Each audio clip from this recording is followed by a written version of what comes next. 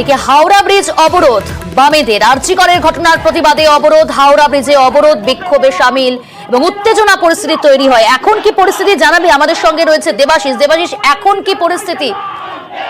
পর্যন্ত ডিওয়াইএফআই এবং এসএফআই অর্থাৎ বামেদের ছাত্র ও যুব সংগঠন তাদের তরফ থেকে অবরোধ এখনো লাগাতার চলছে।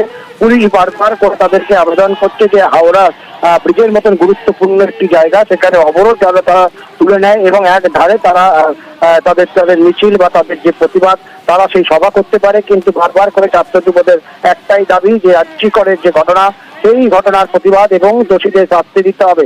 ঠিক পাশাপাশি যেভাবে আজ 14 তারিখে যে ঘটনা ঘটেছে আরজিকরে ভাঙচুর, সেই ঘটনায় ছাত্র যুবদের নাম জড়ানো হচ্ছে ইচ্ছাকৃতভাবে, ঠিক সেই প্রতিবাদেই এই অবরোধ তারা চলছে।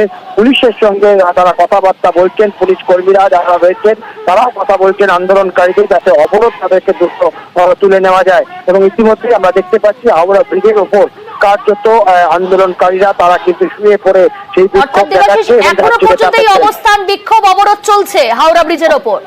অবশ্যই এখনো সেই অবস্থান বিক্ষোভ চলছে। তাদের পুলিশের আবেদন তাদেরকে বলা হচ্ছে যে বারবার করে তুলে নিতে, তার কারণ একেবারেই বাড়ি ফিরতে অফিস ফিরতে মানুষজন যারা এখনো বাড়ি ফিরবেন সেই সময় দাঁড়িয়ে কিন্তু এই যানজটের সৃষ্টি হয়েছে, যে যানজট ইতিমধ্যে স্ট্যান্ড রোড ছাড়িয়েছে।